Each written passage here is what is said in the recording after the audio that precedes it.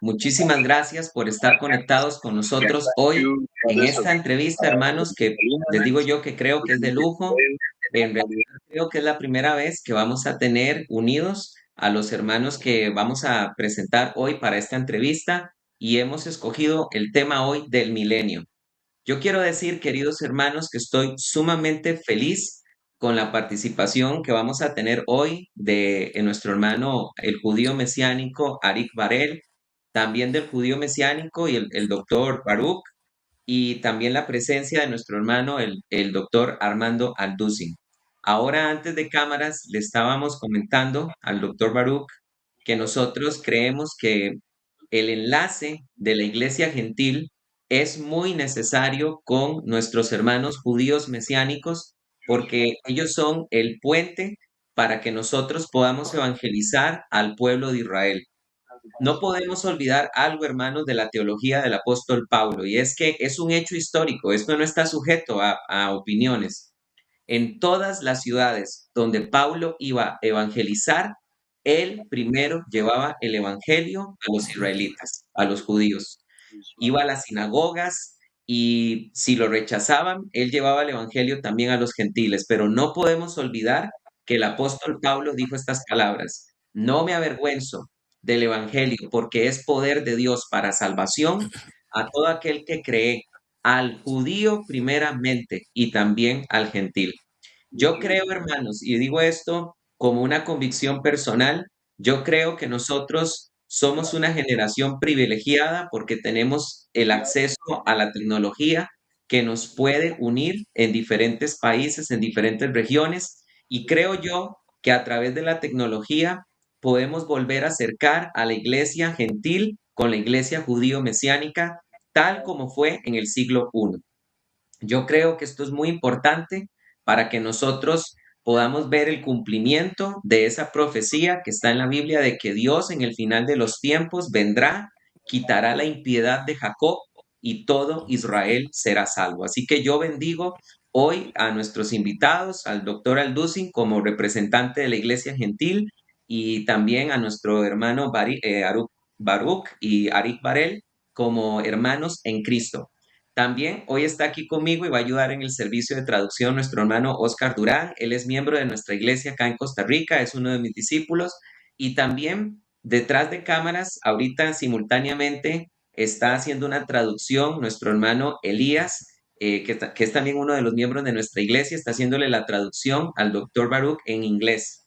Así que yo estoy muy, muy contento, hermanos, porque realmente me entusiasma ver que Dios empiece a unir una vez más a la iglesia gentil con la iglesia judía, como fue en el siglo I. Así que yo estoy muy, pero muy feliz. Quiero darle la bienvenida a mis invitados. Primero voy a saludar a nuestro hermano Arik Barel. Hermano Arik, bienvenido una vez más a este canal, que es tu canal. Bienvenido, Arik. Muchas gracias, gracias por invitarme de nuevo. Y sí, estoy también feliz compartir este directo con mis hermanos, el doctor Alducin y el doctor Baruch.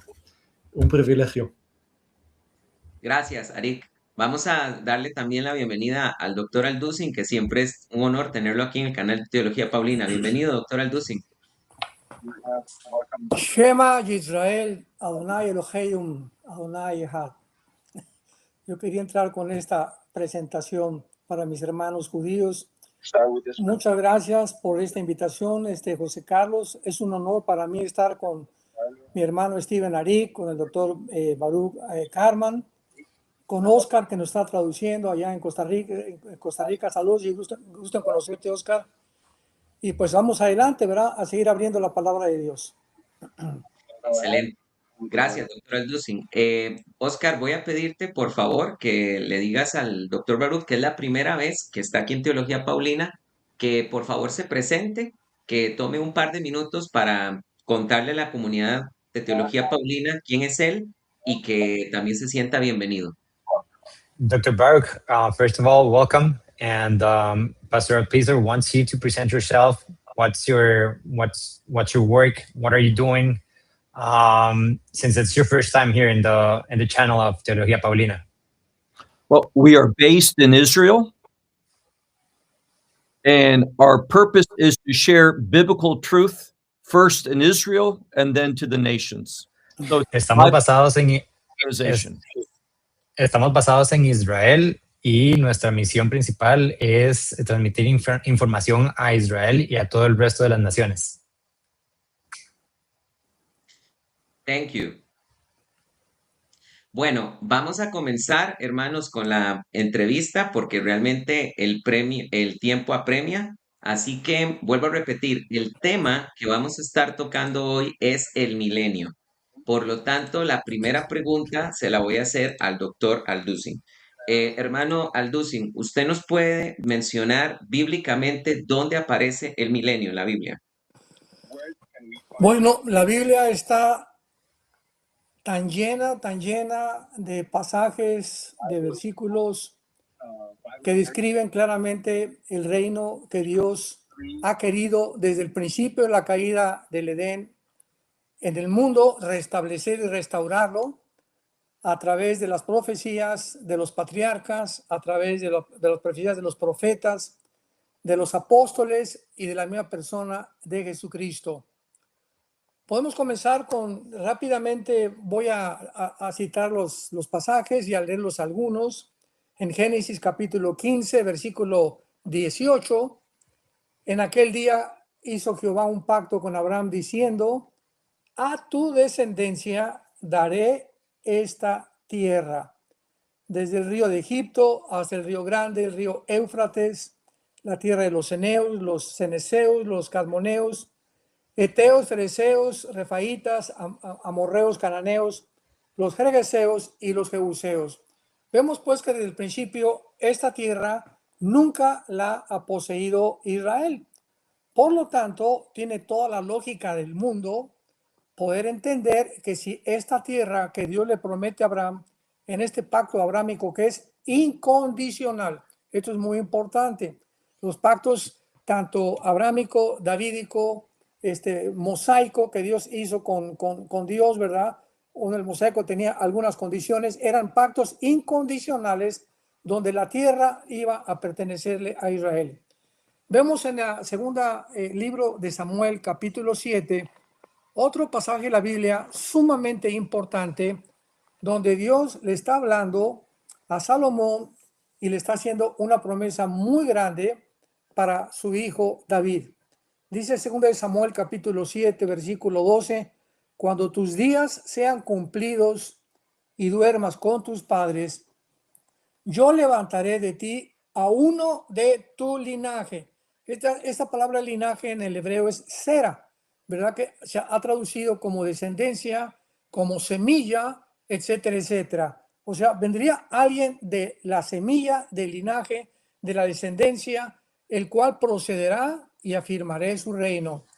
Edificará casa a mi nombre, afirmaré para siempre el trono de su reino, cosa que hasta ahorita no ha sucedido. Yo le seré por padre, él me será mi hijo. Si hiciere mal, yo le castigaré con vara de hombres. Aquí está hablando ya de Salomón con azotes de hijos. Entonces vemos claramente que esta promesa que le hace Dios, ¿verdad?, a David para que él pueda entender que de su descendencia vendría el Mesías y que el reino sería establecido, lo podemos ver cumplido, por ejemplo, en el Salmo 132, versículos 11 y 12. Dice el Salmo 132, 11 y 12. En verdad juró Jehová a David y no se retractará de ello. De tu descendencia, o sea, de tu semilla, pondré sobre tu trono. Si tus hijos guardaren mi pacto y mi testimonio que yo les enseñaré, sus hijos también se sentarán sobre su trono para siempre. Vemos pues que esta promesa es eterna, que todavía no se ha cumplido. Y lo vemos claramente por el profeta Ezequiel en el capítulo 37, donde él ya aclara con más detalles este reino futuro del rey David, del cual estamos hablando, el reino milenial o el reino mesiánico. Dice Ezequiel 37, versículo 24, mi siervo David será rey sobre ellos, y todos ellos tendrán un solo pastor, andarán en mis preceptos mis estatutos guardarán y los pondrán por obra. Habitarán en la tierra que di a mi siervo Jacob, cosa que, voy a repetir, no ha sucedido, en la cual habitaron vuestros padres, en ella habitarán ellos, sus hijos, los hijos de sus hijos, para siempre, y mi siervo David será príncipe de ellos para siempre. Esto tampoco ha sucedido. Haré con ellos pacto de paz, pacto olam, o sea, pacto perpetuo.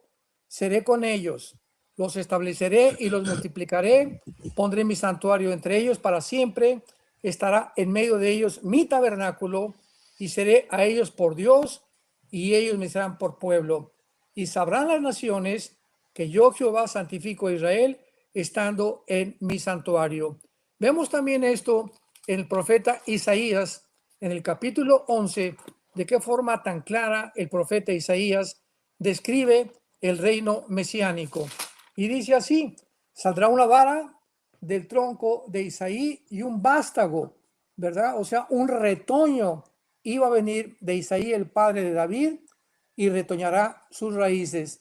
Y está hablando a continuación del versículo 2 al versículo 3, en las áreas del espíritu en las que el Mesías, el Señor Yeshua, iba a recibir directamente del Padre. Y en el versículo 5 ya explica el profeta Isaías cantidad de áreas que vendrían en el milenio. Versículo 6, morar el lobo con el cordero, el leopardo con el cabrito se acostarán, el becerro y el león y la bestia doméstica andarán juntos, un niño los pastoreará, la vaca y la osa pasarán, sus crías se echarán juntas, el león como el buey comerá paja, el niño de pecho jugará sobre la cueva del áspid, no harán mal, versículo 9, ni dañarán en todo mi santo nombre, porque la tierra será llena del conocimiento de Jehová, como las aguas cubren el mar. Vemos pues claramente que el profeta Isaías describe las condiciones del milenio. Aquí hay una cosa muy interesante. Los profetas en el Antiguo Testamento tenían el conocimiento que transmitieron los apóstoles, como vamos a ver, los apóstoles estaban conscientes de este reino. Sin embargo, en el Antiguo Testamento, Dios no le dio a conocer a los profetas la duración del milenio. La duración del milenio se la dio Dios al apóstol Juan, que duraría 1000 años. Ni tampoco Dios le dio a los profetas del Antiguo Testamento cómo terminaría el milenio. También se lo dio al apóstol Juan en el libro de Apocalipsis, diciendo que al final del milenio vendría una rebelión final de Satanás. Con esto simplemente vemos que la revelación bíblica es progresiva. O sea, Dios va revelando conforme va avanzando los siglos, el tiempo, y vemos que a uno les da una cosa, como al profeta Daniel. A Daniel le pintó un cuadro que no terminó Daniel, lo acabó de pintar Juan el apóstol. Entonces Juan le dio las últimas pinceladas a este cuadro que comenzó Daniel, para que veamos nosotros de qué forma Dios va completando y va revelando poco a poco a través del tiempo su revelación. Vemos también esto en el capítulo 39 del libro de Ezequiel, donde se describe la famosa guerra de Gog y Magog. Y aquí en esta guerra, que sabemos claramente que pues va a ser tal vez la última guerra que exista, ¿cómo lo sabemos? Bueno, porque en el capítulo 39 vemos que al terminar la guerra de Gog y Magog, viene una promesa a Israel que dice lo siguiente, versículo 25. Por tanto, así ha dicho Jehová el Señor, ahora volveré la cautividad de Jacob y tendré misericordia de toda la casa de Israel y me mostraré celoso por mi santo nombre. Ellos sentirán su vergüenza y toda su rebelión con que prevaricaron contra mí cuando habiten en su tierra con seguridad y no haya quien los espante. Cuando los saquen entre los pueblos y los reúna de la tierra de sus enemigos y sea santificado en ellos como a los ojos de muchas naciones. Y sabrán que yo soy Jehová su Dios cuando después de haberlos llevado al cautiverio entre las naciones, los reúna en su tierra sin dejar allí a ninguno de ellos. No esconderé más de ellos mi rostro, porque habré derramado mi espíritu sobre la casa de Israel, dice Jehová el Señor. Esto tampoco se ha cumplido. Vemos el renacimiento de Israel el 14 de mayo de 1948, pero Israel regresa completamente en incredulidad. Pero la Biblia profetizó 2 regresos de Israel. ¿Cuál es el segundo regreso que falta? Cuando regresen ellos y se conviertan, cosa que lo confirma Zacarías capítulo 12, Zacarías capítulo 14, que derramaré este espíritu, que también habla el apóstol Pablo en todo Romanos 9, 10 y 11 acerca de la conversión final de Israel, como dice Romanos 11, 25 y 26. Y vemos también rápidamente en Zacarías lo mismo en el capítulo 14, versículo 16 al 21, que aquí ya se nos habla claramente de algunos eventos que van a suceder en el milenio. En otra forma, confirmando el Espíritu Santo que este reino mesiánico es literal, será terrenal y será visible. No es algo espiritual como muchas veces lo han tratado de interpretar.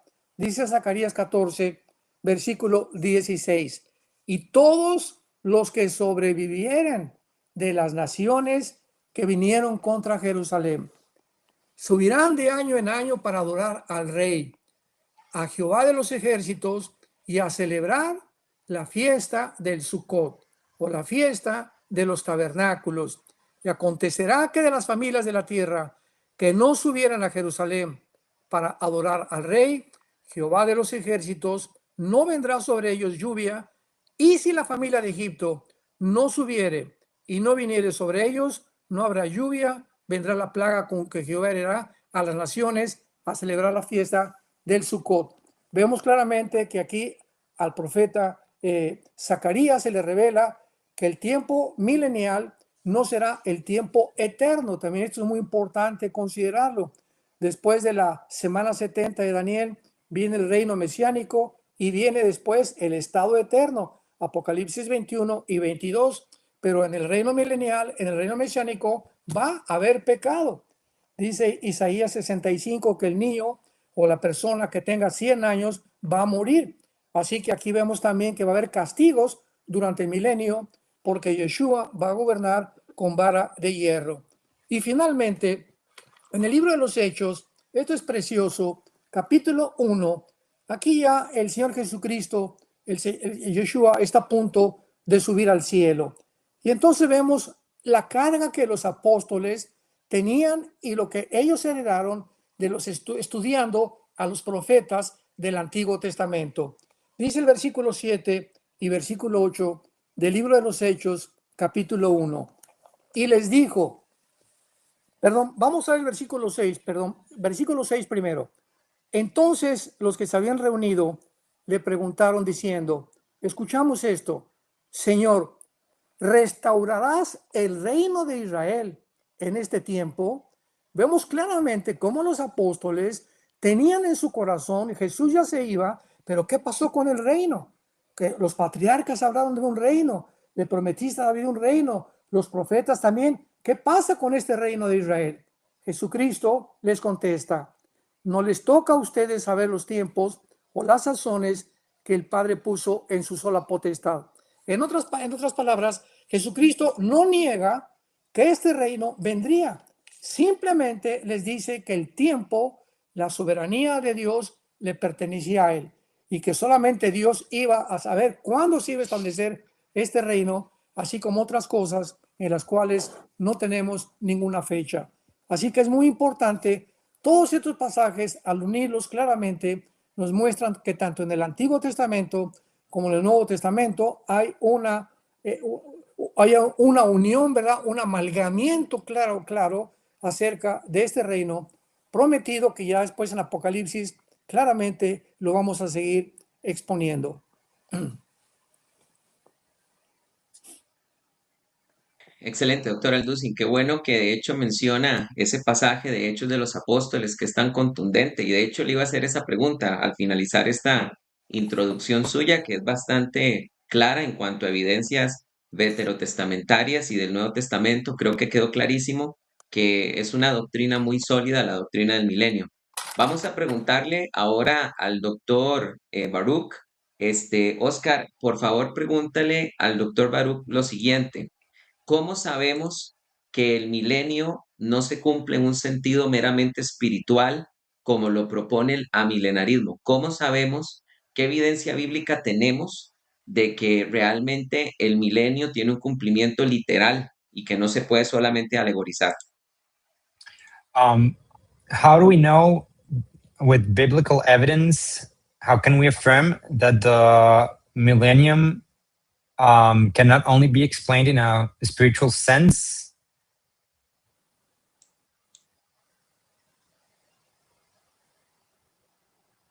Dile un momento, espere, por favor. Just one Ya, second. ahora sí, ya, disculpe, ya. Now you can go. You can answer. Last week, I was in Jerusalem. La semana pasada estuve en Jerusalén.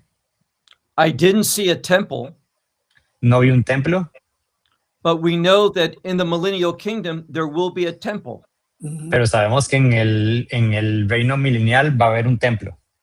We know from the book of Ezekiel, after chapter 40, there will be sacrifices at that temple. Sabemos del libro de Ezequiel, después del capítulo 40, que van a haber sacrificios en ese templo. We learn from Isaiah chapter 2 Aprendimos de Isaías capítulo 2, that during the millennial kingdom that the law will go forth from Zion. Can you repeat that, please? I'm sorry. We know from the book of Isaiah, Sabemos del libro de Isaías, that in chapter 2 that the law will go forth from Zion. Que la ley irá delante de Sión. Saldrá de Sión. When Messiah is ruling in the millennial kingdom, the world is going to be Torah observant.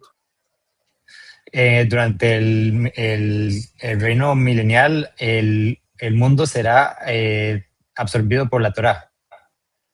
When we look at Jerusalem today, there is no active priesthood. Cuando vemos a Jerusalén hoy en día, no hay una actividad,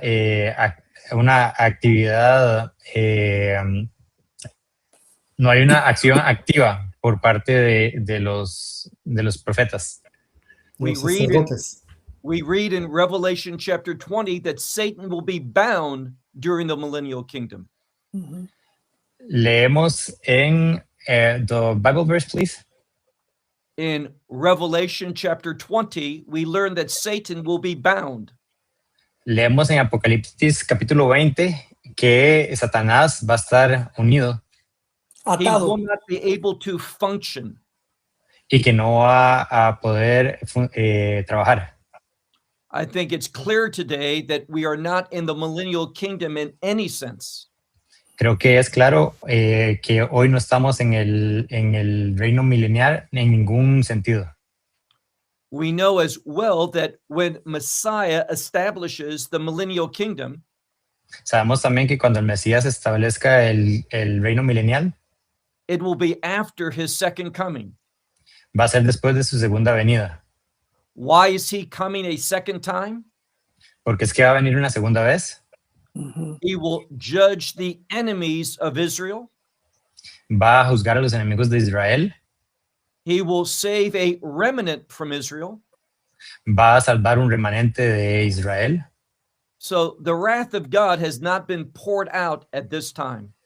La ira de Dios aún no ha sido derramada en este momento. So many times people want to spiritualize a biblical text. Muchas veces la gente quiere espiritualizar un versículo bíblico. And in my opinion, when one does that, it empties the truth from the scripture. Y en mi opinión, cuando alguien hace eso, le quita la verdad a la escritura. I see no evidence whatsoever that the millennial kingdom has begun. No veo evidencia del todo que el reino milenial ha comenzado. So that's why I believe that the millennial kingdom is yet to come. Amén. Por eso es que creo que el reino milenial está por venir.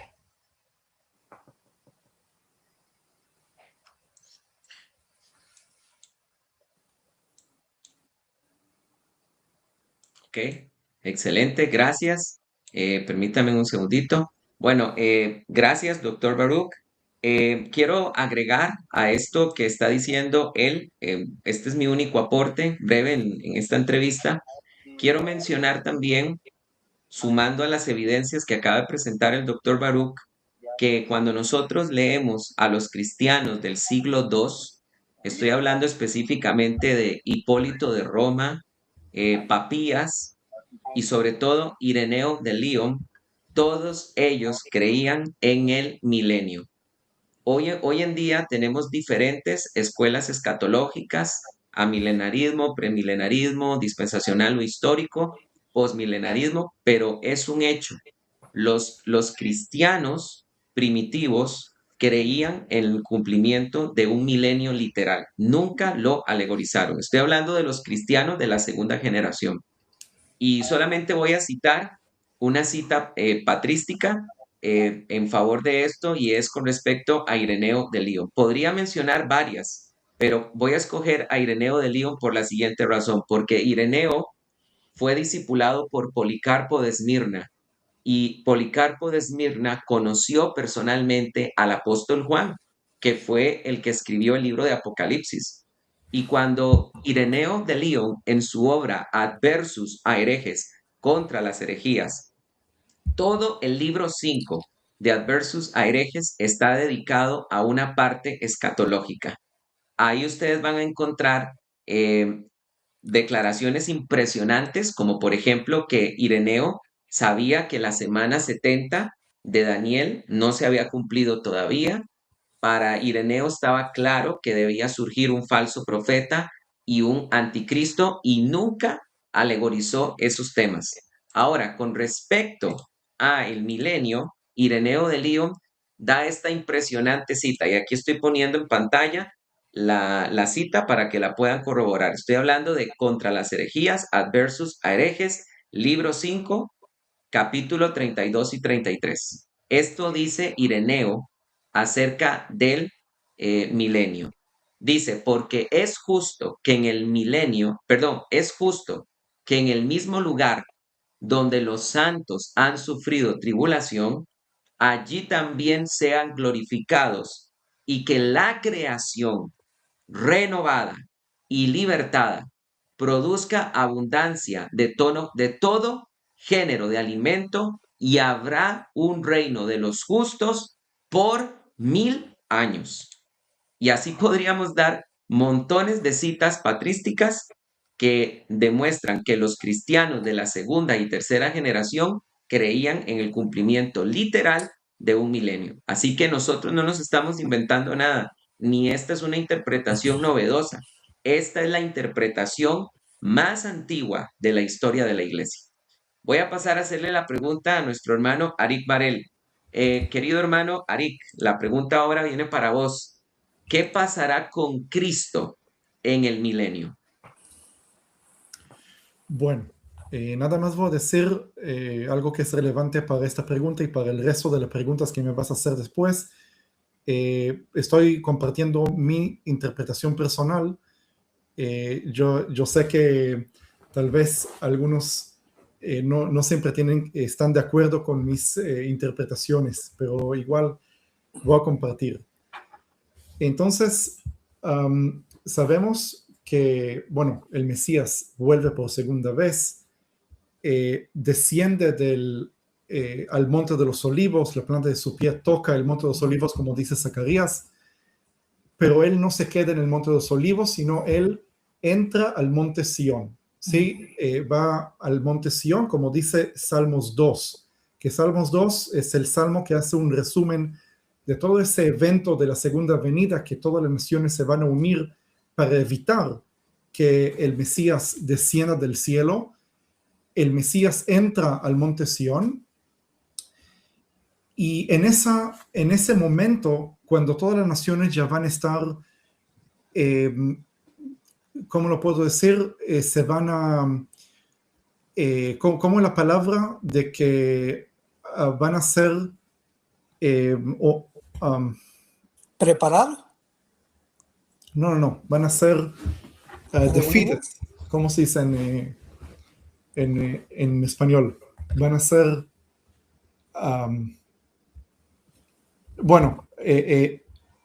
Yeshua va a ganar la batalla, ¿sí? Va a ganar la batalla contra todas esas naciones, y eso va a ser después del juicio, ¿no? La ira de Dios sobre la tierra.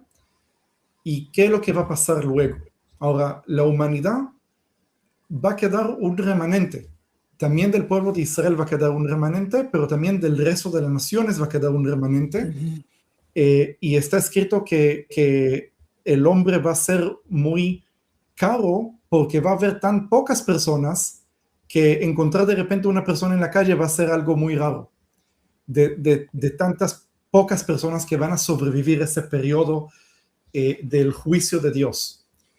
Pero ¿qué es lo que va a hacer el Mesías cuando va a descender y va a entrar al monte Sión? Vencer, la palabra que estaba buscando antes, perdón, que me cuesta un poco. Entonces, va a vencer todas las naciones, va a quedar un remanente también de Israel que va a ser salvo y también de las naciones que van a ser salvos, pero lo primero que va a hacer, va a empezar a construir, porque en ese juicio también la tribulación y también la ira de Dios, todas las ciudades van a ser destruidas, y lo que dice la Biblia también en Salmos 102 y también en Isaías capítulo 65 aparece que el Mesías se va a convertir en arquitecto y él va a invitar a todos los reyes del mundo, reyes o presidentes, líderes de naciones, que cada uno de ellos traiga sus máquinas, sus tractores, con toda la tecnología, con todas las cosas que va a haber, para empezar a construir Jerusalén y construir el templo, el mismo templo que el doctor Alducin y el doctor Baruch mencionan, de que ese templo que está en Ezequiel capítulo 40 al 48, y está escrito que el sumo sacerdote de ese templo es el mismo Dios Yahvé. Él mismo es el que va a estar en el templo y todos, y va a restaurar el pueblo de Israel. El linaje de los levitas y la familia de Aarón, los sacerdotes, también van a ser restaurados, también van a servir en ese mismo templo. ¿Y qué es lo que va a pasar desde ese momento? Ese templo que va a estar construido, que él mismo, el Mesías, dirige la construcción del templo, él se va a sentar ahí, y todas las naciones del mundo van a tener que llegar hasta Jerusalén, y se va a cumplir lo que Dios dice en el Antiguo Testamento. Voy a decir algo muy que no mucha gente lo sabe, que cuando Dios exige que el pueblo de Israel llegue al templo 3 veces al año en Pascua, Pentecostés y Tabernáculos, está escrito en español. La traducción dice, tienen que subir a Jerusalén para estar en mi presencia. Pero la palabra que dice en hebreo no es estar en mi presencia, sino está escrito 3 veces al año, tienen que acercarse, subir a Jerusalén para ver mi rostro. Sí, para ver mi rostro. Fue traducido a estar en mi presencia. Pero cuando el Mesías vuelva y su casa va a ser el templo en Jerusalén físicamente, todas las naciones del mundo van a ir hasta Jerusalén, se van a postrar ahí para ver el rostro del Señor, el Dios de Israel. Y Jeremías, capítulo 3, Jeremías dice que va a haber un día que ya no se va a hablar más del trono, perdón, no se va a hablar más del arca del pacto. No, nadie más va a decir o va a pensar acerca del arca del pacto. ¿Por qué? Porque en el lugar donde estaba el arca del pacto, que el arca del pacto es una obra hecha a manos de hombre, que es nada más una representación, es un modelo, es un reflejo del trono de Dios, ese arca del pacto ya no va a tener ninguna importancia. Muchos cristianos me preguntan, ¿dónde está el arca del pacto? ¿Cuándo se va a encontrar? ¿Cómo se va a encontrar? Y yo digo, ese arca del pacto, el que estaba en el tiempo de Salomón, vamos a decir, no tiene ninguna relevancia, no tiene ninguna importancia. ¿Por qué? Porque era nada más una representación, como dije antes, un modelo, y en aquel día se va a llamar Jerusalén el trono de Dios, porque ya no va a haber arca del pacto como símbolo, sino que Jerusalén va a cumplir su propósito literal. No va a ser un lugar de presentación. Y uno dice, ok, la presencia de Dios, el Espíritu Santo estaba en el templo, en la época del primer templo y segundo templo. Es verdad, la presencia de Dios realmente estaba ahí, pero no es que vamos a ir a ver un templo vacío, ver nada más un espíritu invisible. No, cuando vamos a ir a Jerusalén en el milenio, lo vamos a ver a Jehová, el Señor de los ejércitos, sentado en su trono físicamente, de la misma manera que Isaías en capítulo 6 lo vio sentado en el trono. También lo vamos a ver al Mesías sentado ahí por esos 1000 años. Así que eso es mi respuesta. Muchas gracias, Arik. Bueno, solamente quiero decir que viendo ahí a veces comentarios, la gente se alarma porque Arik dice que van a haber levitas en el milenio, pero qué extraño que no se alarmen cuando dice Apocalipsis 5 que los 24 ancianos dice que de todas las naciones Dios nos ha hecho un linaje de sacerdotes. Y cuando el Señor dice eso, nunca vemos una contradicción con el tema de que Jesús es el sumo sacerdote según el orden de Melquisedec. Nadie cuestiona que cada hombre es de su hogar, sacerdote de su hogar, pero cuando hablamos de la restauración del pueblo de Israel, pues a veces el odio no permite que las personas puedan ver el verdadero cumplimiento de las profecías. Voy a hacer la siguiente pregunta al doctor Alducin. Doctor Alducin, ¿qué va a pasar con Satanás en el milenio? ¿Y por qué el Señor va a actuar de la manera como va a actuar con él en el milenio? ¿Cuál es la razón y qué va a pasar con él? Esta pregunta me parece bastante interesante, de José Carlos, por la siguiente razón. Durante muchos años, ¿verdad? Vemos lo que son las tradiciones.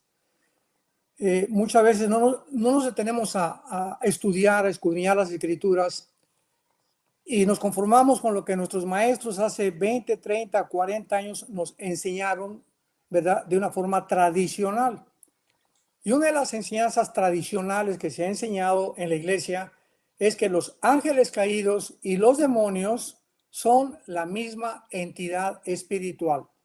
Pero vamos a demostrar claramente que el milenio nos demostrará, nos corroborará, nos confirmará que los ángeles caídos y los demonios son completamente diferentes, dos entidades completamente separadas y dos entidades espirituales que no tendrán el mismo final.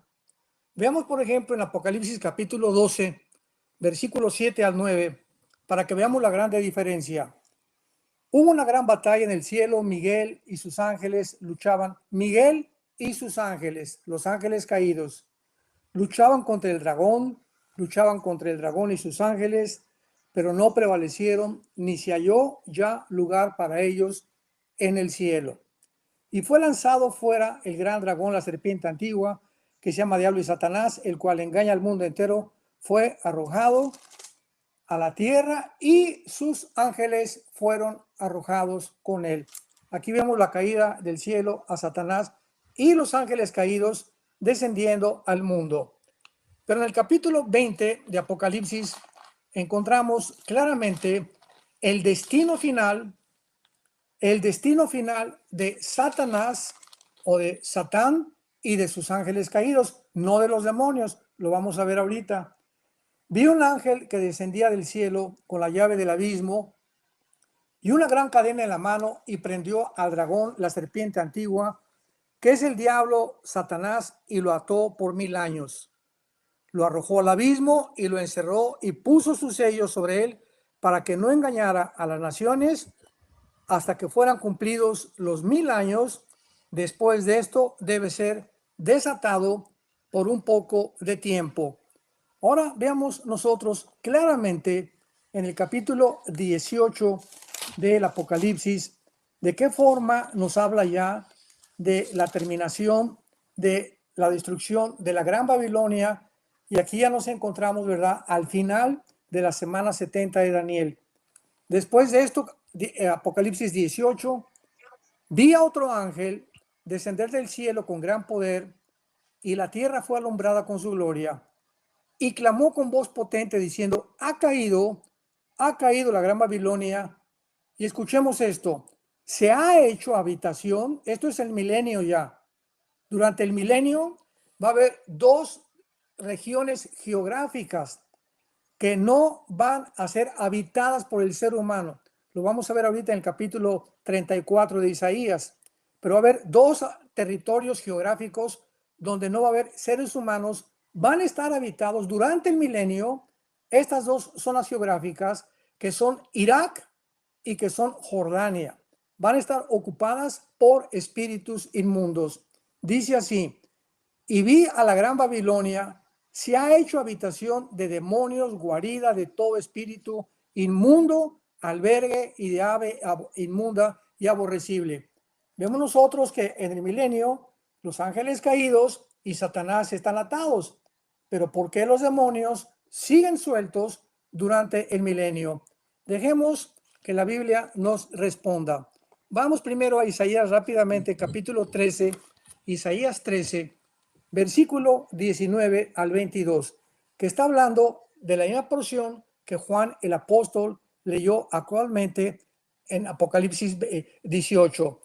Y Babilonia, hermosura del reino, Isaías 13, 19 en adelante, ornamenta de la grandeza de los caldeos, será como Sodoma y Gomorra, a las que trastornó Dios.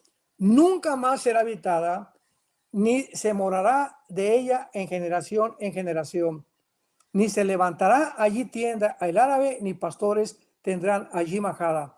Vemos nosotros que esta zona geográfica de Babilonia, que corresponde a la nación moderna de Irak o tal vez de Siria, porque era la antigua Babilonia, que casi eran juntas, no va a haber habitantes morando en el milenio en esta zona geográfica, que es Irak.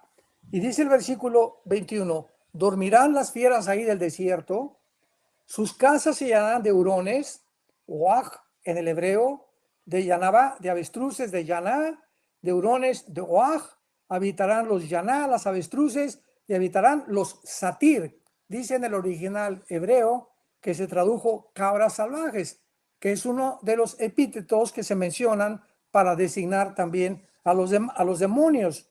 En sus palacios aullarán hienas y chacales. La palabra chacal en el hebreo aquí fue la palabra tamim, y también es una de las palabras con que se tradujo también dragones. Habitarán allí dragones, tamim, que se tradujo chacales, en sus casas de deleite, y llegará su tiempo y sus días no se alargarán. Pero ahora veamos claramente en Isaías 34 de qué forma ya se nos explica claramente por qué estas zonas geográficas serán habitadas por demonios y no podrán ser habitadas por seres humanos, porque, repito, los demonios seguirán viviendo, actuando en forma de aves, en forma de animales, en forma de dragones, en forma de quimeras, tal vez tantos nombres y calificativos que se les han dado, pero que no serán realmente aves ni animales, serán demonios con esos cuerpos. Veamos lo que dice Isaías 34, versículo, Isaías 34, versículo 8 al 11. Día de venganza es Jehová. Aquí ya con esto sabemos que es el día final, ¿verdad? El día de la ira de Dios. Día de venganza es de Jehová. Año de retribuciones en el pleito de Sion, o sea, por la disputa legal por Israel. Es una de las causas que confirma Joel capítulo 3, que Dios va a juzgar a las naciones por causa que repartieron su tierra. Israel será la causa por la cual Dios reúna a las naciones para juzgarlas en el valle de Josafat o en el valle del Megido.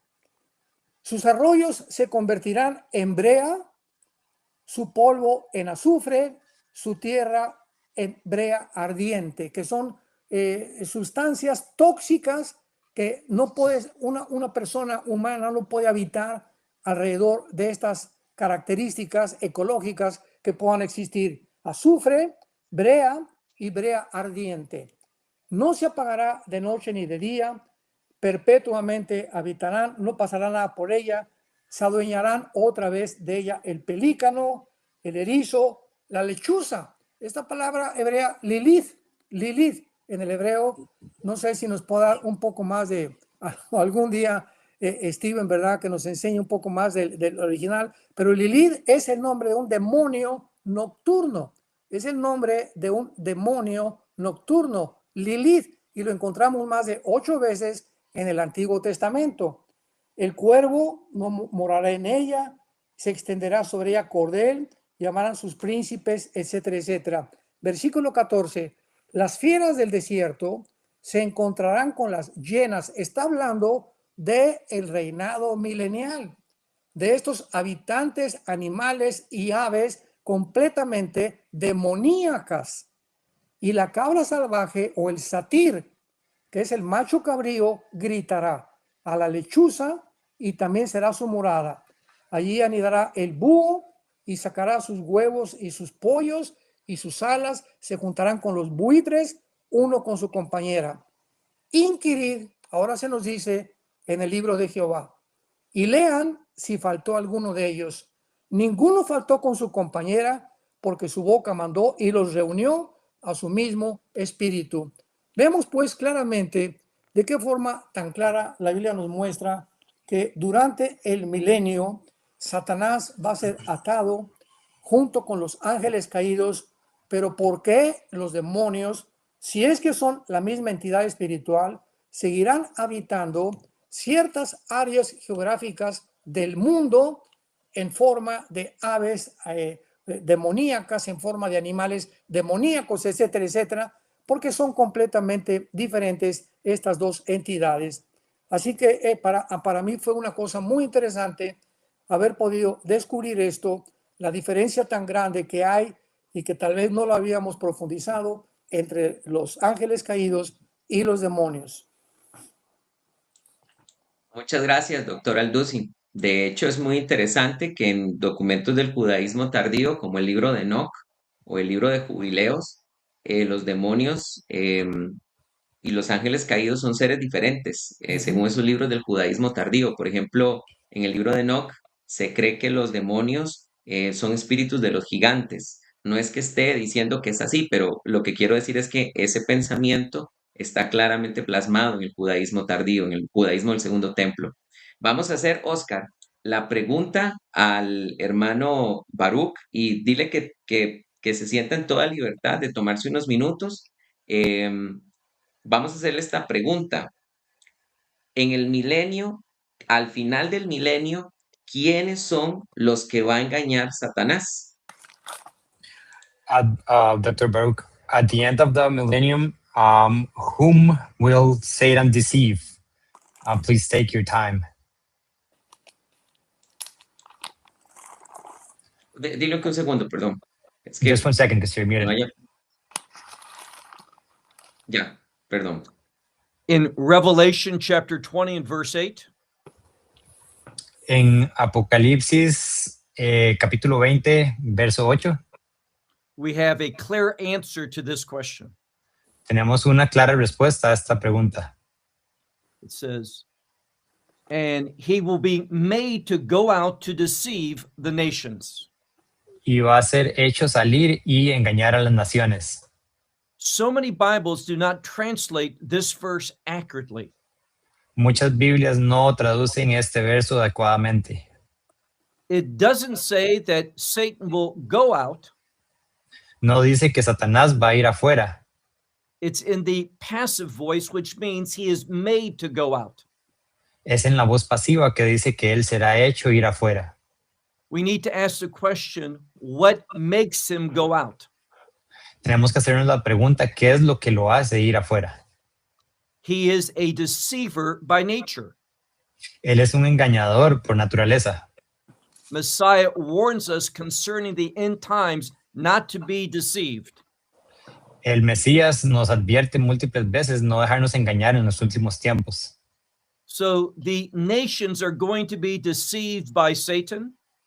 Entonces las naciones serán engañadas por Satanás.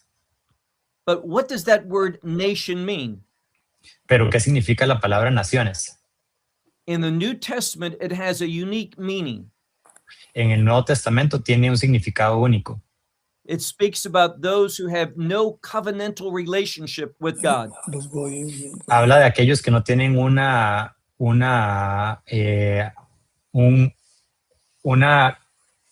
relación con Dios. So those who are going to be deceived are not the believers. Entonces los que van a ser engañados no son los creyentes. Then it goes out and says, in the four corners of the earth. Luego va y dice en las cuatro esquinas de la tierra. And then it mentions Gog and Magog. Y después menciona a Gog y a Magog. We need to understand how the book of Revelation works. Tenemos que entender cómo funciona el libro de Apocalipsis. John was inspired to bring many things from the Old Testament into the book of Revelation. Juan fue inspirado a traer muchas cosas del Antiguo Testamento al libro de Apocalipsis. What is the purpose of Gog and Magog? ¿Cuál es el propósito de Gog y Magog? Well, what happened in this war?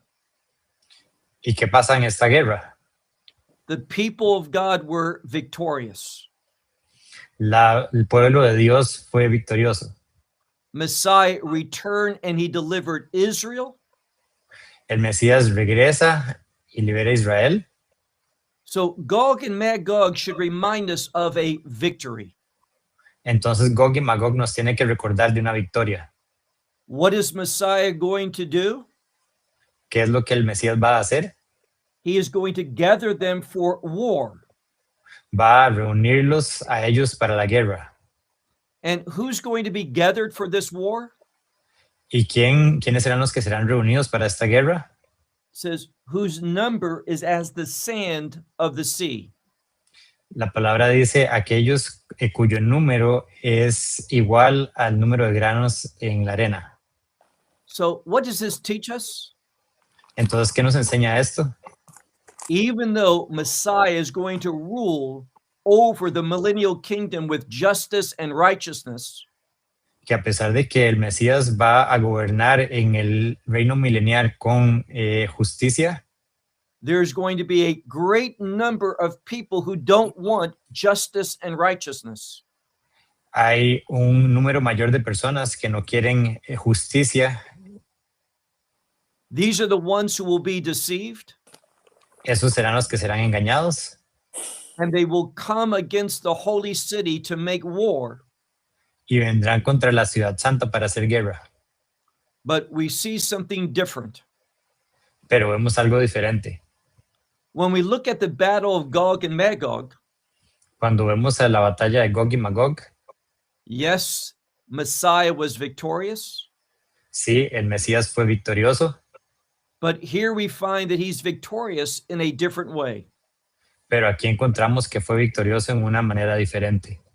The scripture tells us that fire will come down from heaven La escritura nos enseña que el fuego vendrá del cielo and consume these individuals. y va a consumir a estos individuos. Another way we can say it, they will be devoured by the fire of God.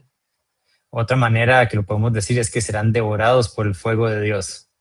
So those who are going to be deceived and destroyed Entonces aquellos que serán engañados y destruidos have no covenantal relationship with God. no tienen una relación santa con Dios. de pacto. These are the ones who have rejected the gospel, Son aquellos que han rechazado el evangelio and therefore they have no hope. y por lo tanto no tienen esperanza.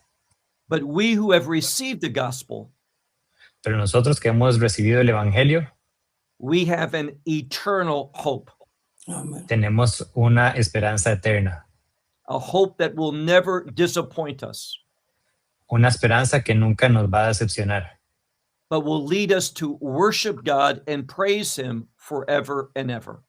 nos va a llevar a adorar a nuestro Padre por siempre. That's the end of my answer. Ese es el fin de mi respuesta.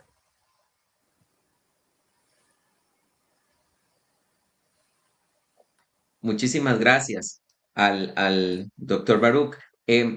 ¿Puedes hacerle una pregunta extra? Oscar, es que me queda una duda. ¿Eso quiere decir que al milenio van a entrar inconversos? Si le puedes preguntar eso, no convertidos. Dr. Baruch, this means that in the millennial kingdom, there will be people that have not accepted the gospel. Well, on day one of the millennial kingdom, everyone will be a believer. En el día 1 del imperio milenial, todos van a ser creyentes.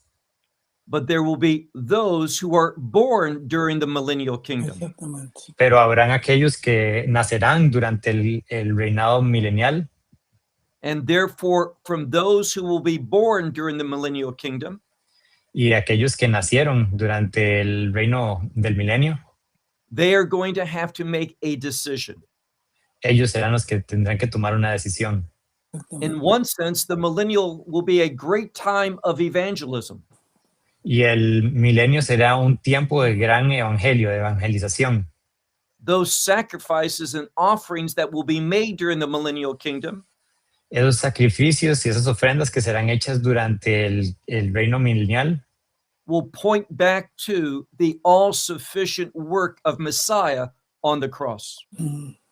van a apuntar de vuelta al trabajo del Mesías en la cruz. But unfortunately, there will be people who reject that truth. Pero desafortunadamente habrá gente que va a rechazar esta verdad. They will be deceived. Van a ser engañados, They will be rebellious.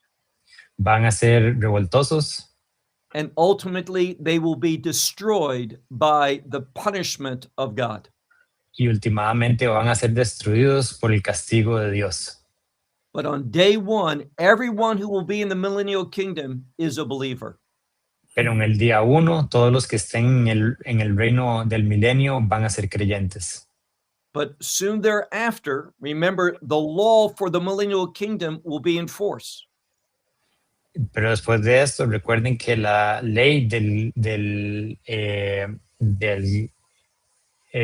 reino milenial va a ser puesta en marcha.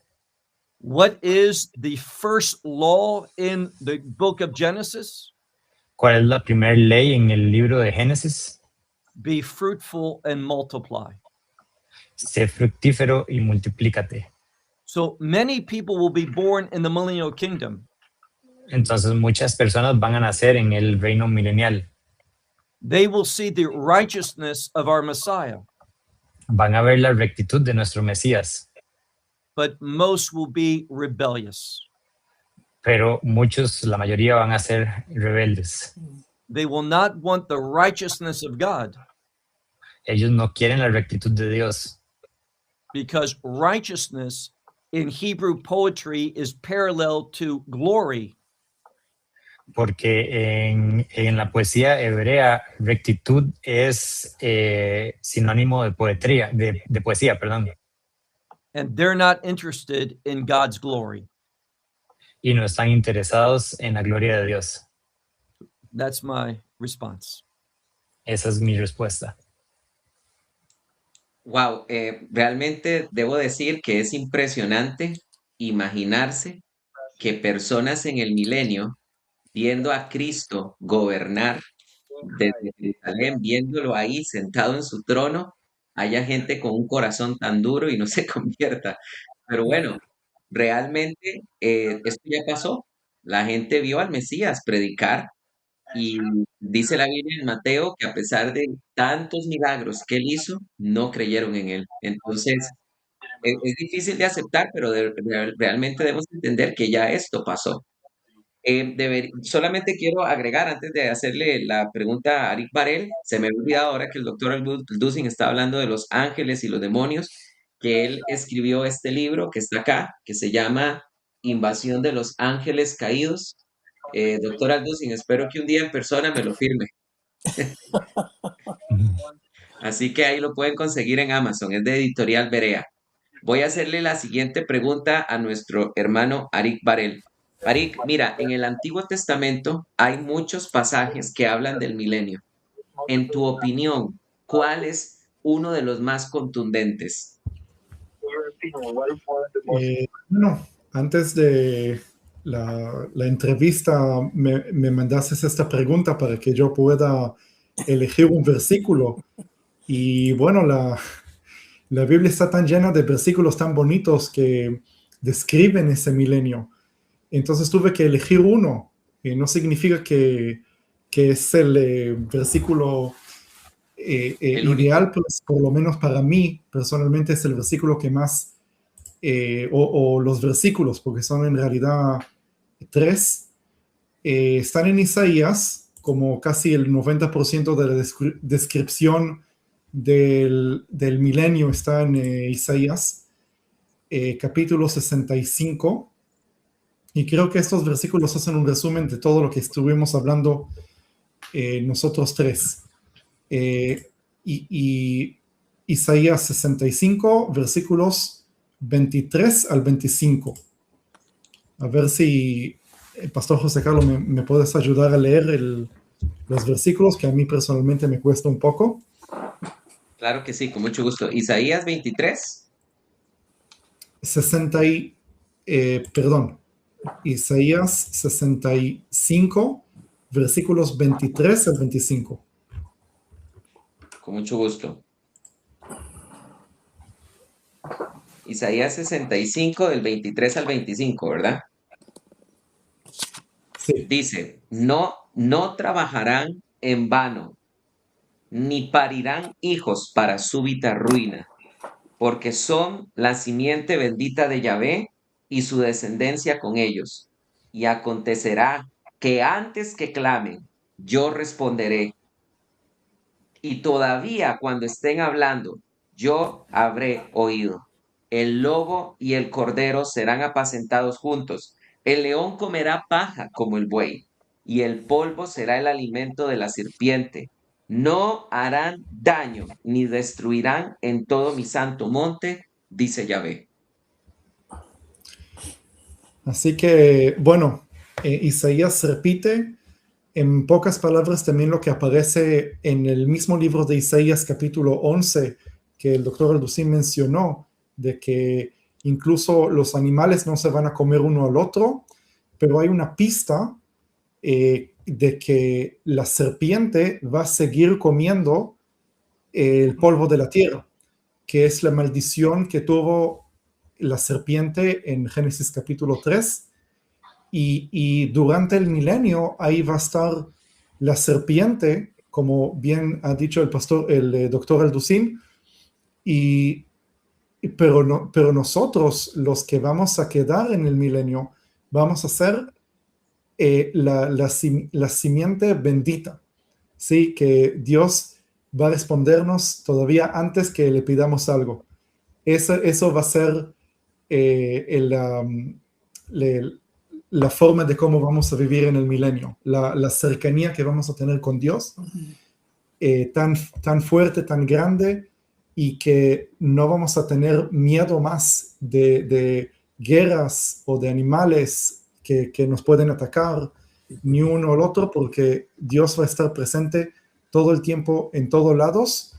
Sí, va a haber gente, como bien dijo el doctor Baruch, que no le va a parecer bien el reino mesiánico de Yeshua, y se va a querer rebelar, pero va a ser algo muy, digo, los creyentes que nacieron de nuevo no van a tener cómo ser dañados, ¿sí? Vamos a estar en un descanso, en un reposo completo, al 100%. Ok.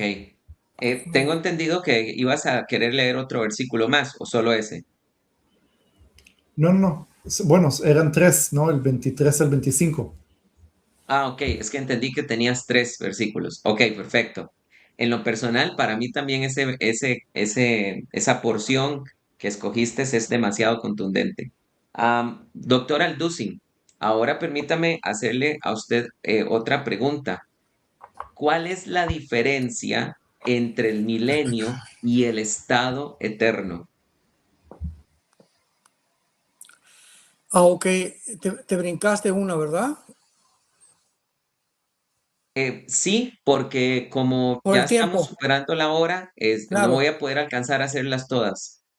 Ok, bueno, pues ya ha estado muy claro todo esto, ¿verdad? En el milenio va a haber una restauración parcial, geológica.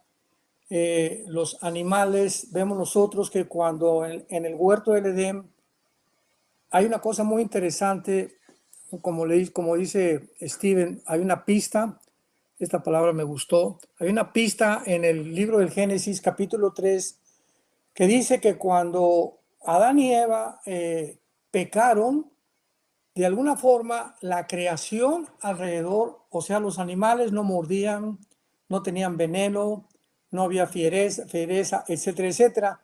Pero de alguna forma el pecado humano contaminó la creación. O sea, la genética que cambió el ser humano cambió la genética de los animales, de las aves y de los peces, porque no había tiburones que mordieran, que mordían tampoco en el mar, ¿verdad? Así que esto es muy interesante porque ya al entrar al milenio vemos esta restauración que Dios anheló desde el principio de la creación, que el ser humano viviera en armonía con la naturaleza, con el mundo que Dios había creado para nosotros. Entonces, el milenio, ¿verdad? Es como regresar de alguna forma, podríamos decir, al huerto del Edén y ver otra vez la creación a nuestro alrededor, que fue el programa original que Dios tuvo para nosotros. Así que esto es maravilloso porque pues ya también puedo citar Isaías 11 que acaba de citar Steven, Isaías 65, 20, donde ya vamos a vivir en paz, va a haber reproducción, ya no va a haber maldición, va a haber reproducción de seres humanos también. Jesús va a juzgar, va a haber con vara de hierro, dice también Apocalipsis 2, 26 al 27, que va a haber castigos durante el milenio y habrá finalmente, como ya hemos visto, también una rebelión final satánica. Me gustó mucho lo que dijo el doctor Baruch, ¿verdad? De que Satanás, Gog y Magog del Antiguo Testamento son un símbolo de la maldad. Gog es Satanás, ¿verdad? En la persona del anticristo.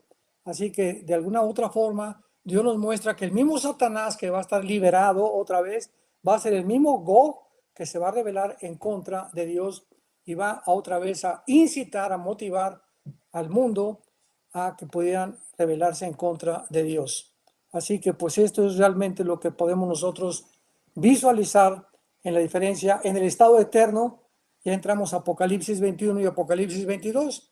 Ya desciende la Nueva Jerusalén al mundo, ya se erradica completamente la enfermedad, ya no va a haber lágrimas, ya no va a haber muerte, ya no va a haber castigos, ¿verdad? Ya va a haber premios durante la Nueva Jerusalén, etcétera, etcétera. Y esa es la gran diferencia entre el milenio y el estado eterno. Ok, queda súper claro. Bueno, voy a hacerle una pregunta al doctor Baruch. Muchas gracias, doctor Alducin. Ya estamos terminando esta entrevista. Voy a hacerle esta pregunta al doctor Alducin. Según Isaías 19, 24 y 25, la pregunta es, ¿dejará Israel de tener un papel protagónico? ¿Será Egipto y Asiria los pueblos con que Dios va a tratar en el milenio?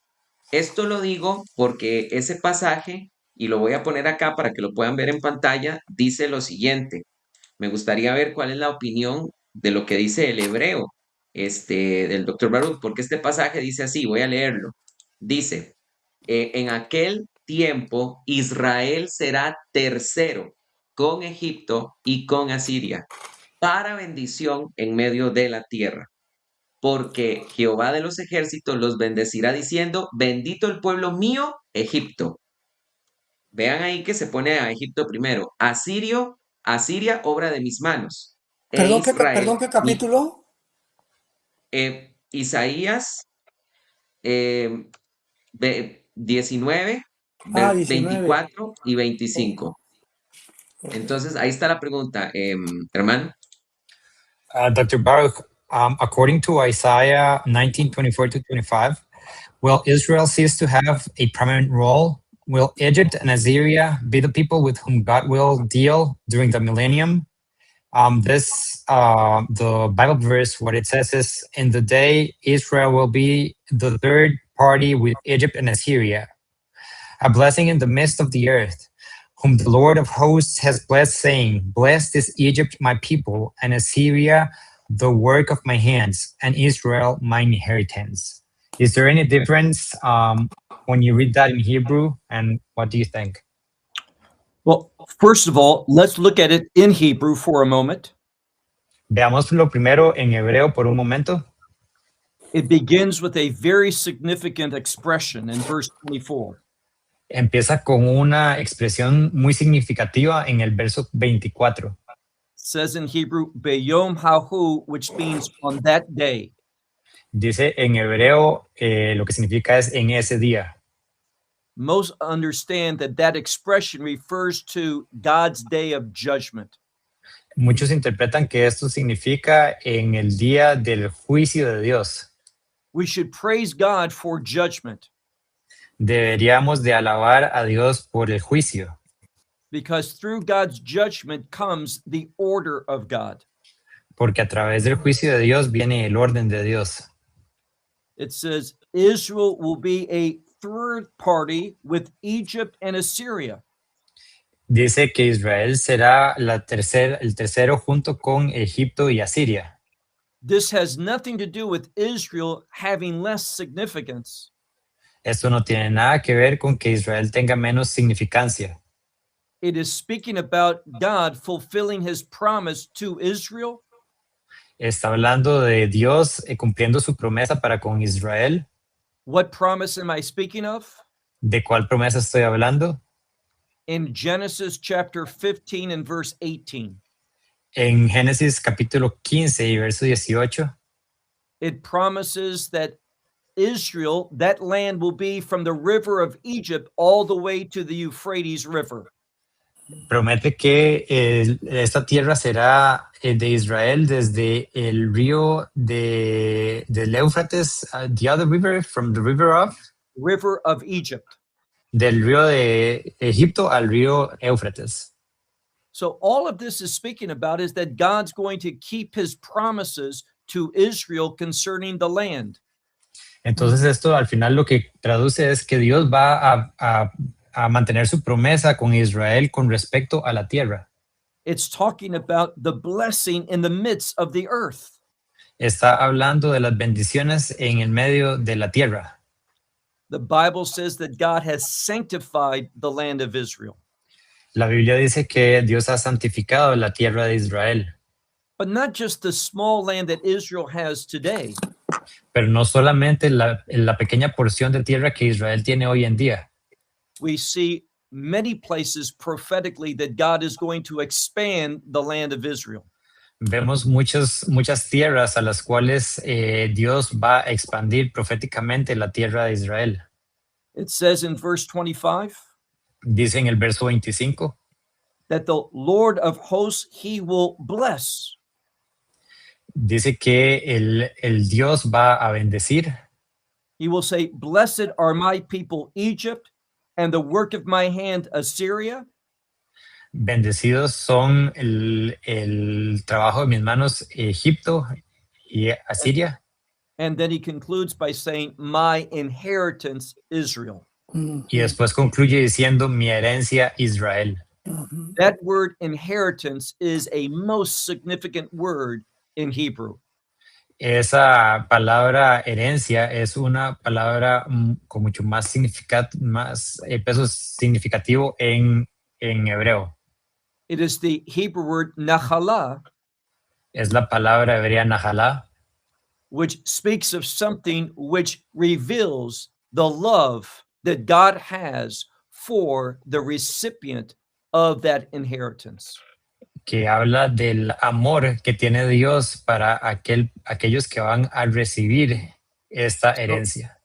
So in conclusion, it says nothing about a lesser role for Israel. En conclusión, no dice nada sobre un papel inferior de Israel. It exalts the faithfulness of God to keep his covenant promises to his people. Exactamente. Exalta la lealtad de Dios para cumplir su pacto con su pueblo. So I find great encouragement when I read Isaiah chapter 19 in these verses. Entonces encuentro mucho estímulo al leer Isaías 19 en estos versos.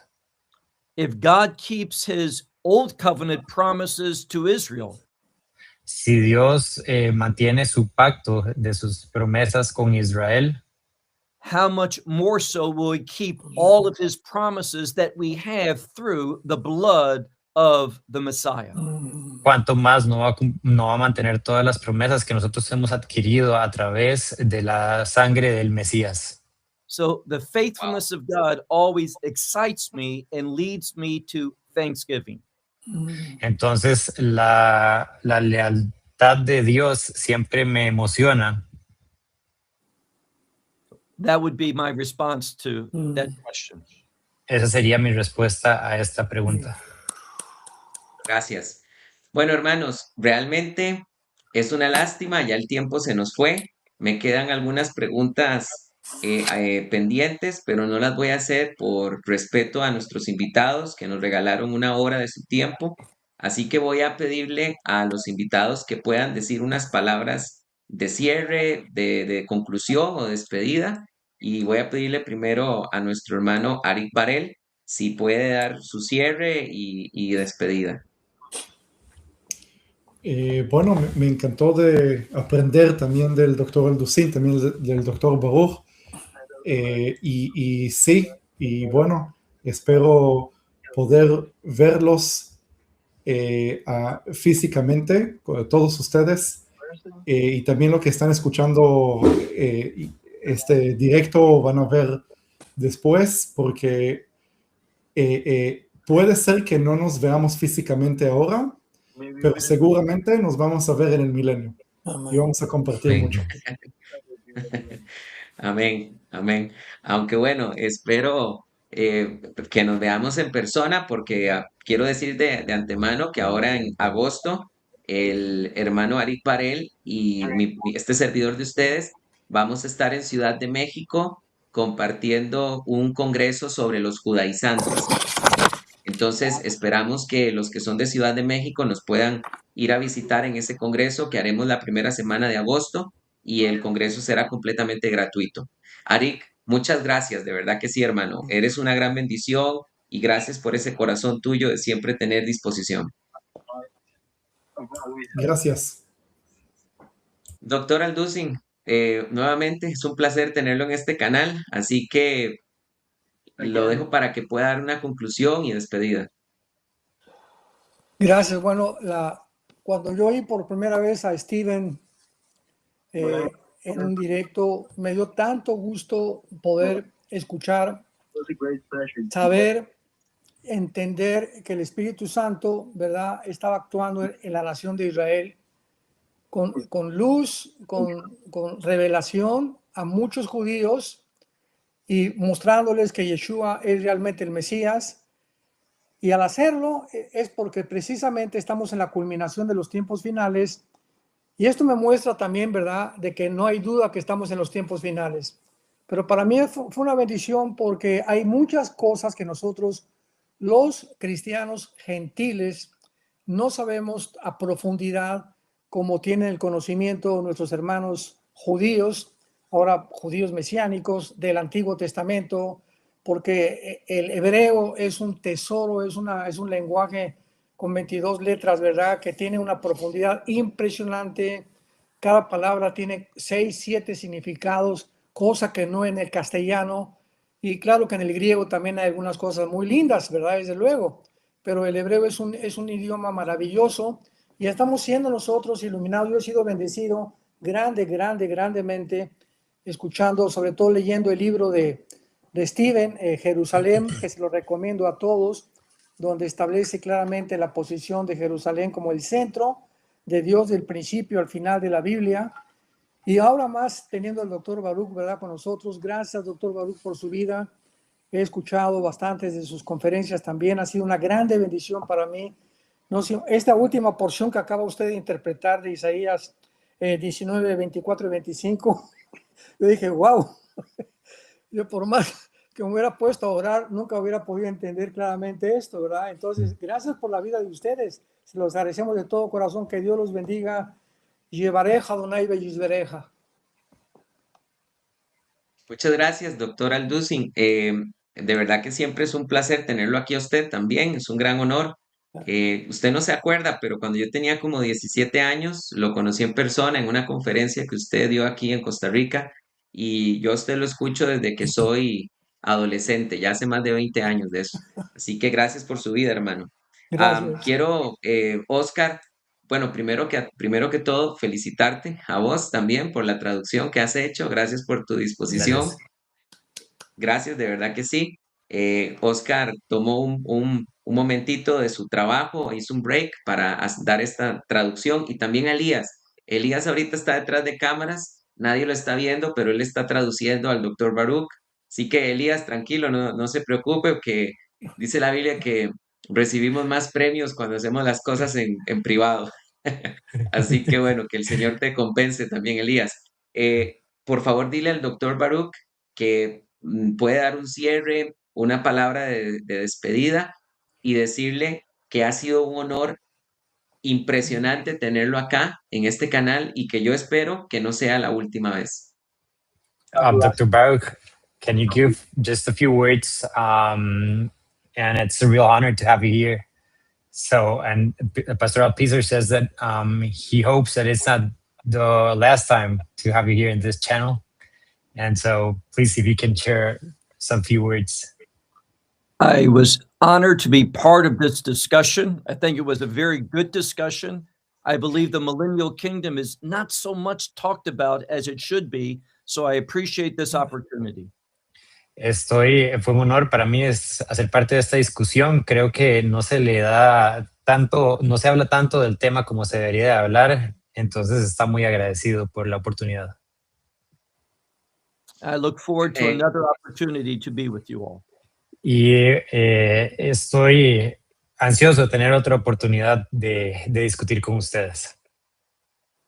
Claro, de hecho, muchas personas, dile que muchas personas en el live están pidiendo que por favor esta no sea la última entrevista que le hagamos a los tres. There is many people in the chat asking for this not to be the last time to have an interview with you, with all of you three guys. Bien, así que queridos hermanos, sin más, esta fue la entrevista. Por favor, compártasela a 3, 4 personas de sus contactos. Yo les pido que hagan ese ejercicio. Al terminar esta entrevista, compártesela a 3 o 4 contactos o compártalas en grupos de WhatsApp y Telegram. Los dejo con una canción final de cierre. Gracias al doctor Alducin, gracias al doctor Baruch, gracias a Arik Barel, gracias a Elías y a Oscar y gracias a ustedes, hermanos. Que Dios los bendiga. Chao, chao, que tengan mucha paz. Gracias.